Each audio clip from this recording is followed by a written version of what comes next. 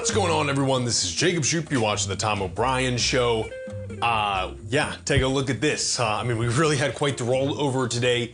You have the SPY trading off about 0.53%. Right now it's 601.87. You know, I mean, this is pretty substantial, right? You're trading about 610.52 earlier. Maybe a little bit. Let me get to the daily, actually. Long story short, we didn't break the all-time highs, right? And if I can get out of here and see, we went to 609.96. That's, you know, that's substantial, right? We're trying to make those all-time highs again, give it up completely on at least daily volume. This is very tough. And, you know, I mean, this started turning over before, you know, big discussions on the tariffs, right? If you don't know, I guess the tariffs are supposed to take place on Saturday. That is 25% on Canada, another 25% on Mexico, and a 10% on China.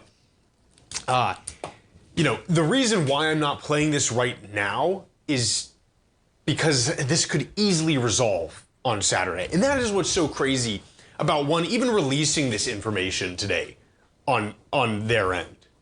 I mean, it's just kind of a bizarre thing to do. I mean, it's not, right? It gets volatility, and I'm sure some profit is being made here.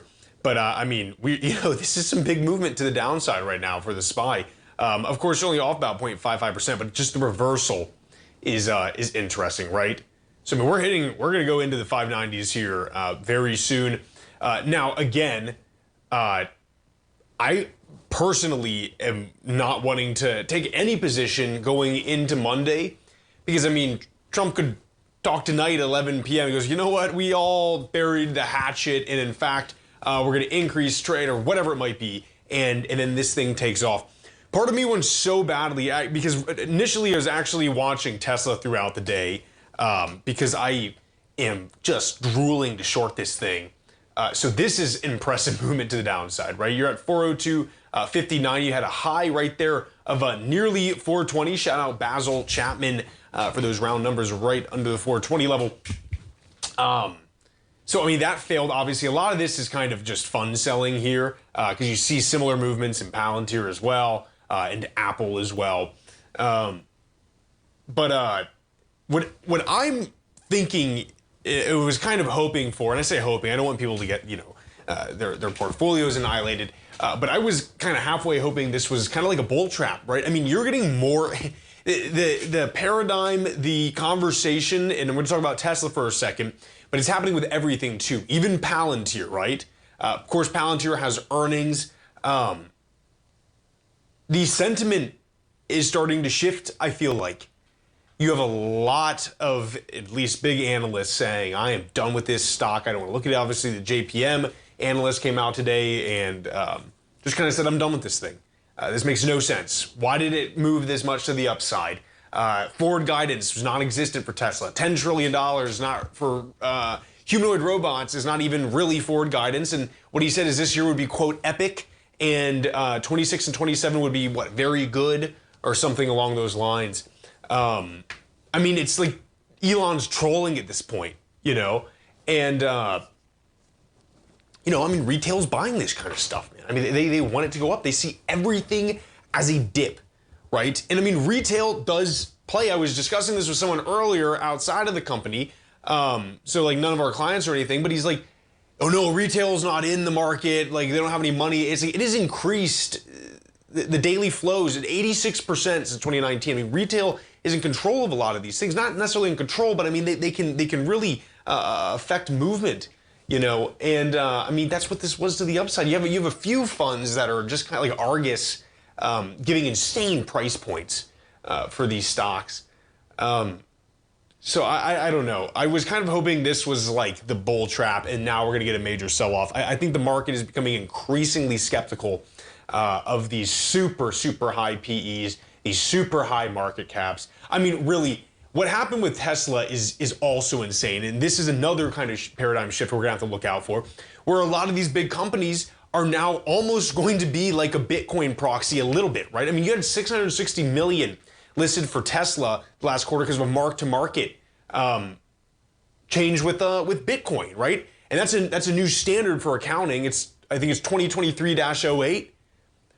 And so that served them well this time. But I mean, what happens when Bitcoin pulls back 15% and they have to publish it that way? You know, I mean, this can tank things.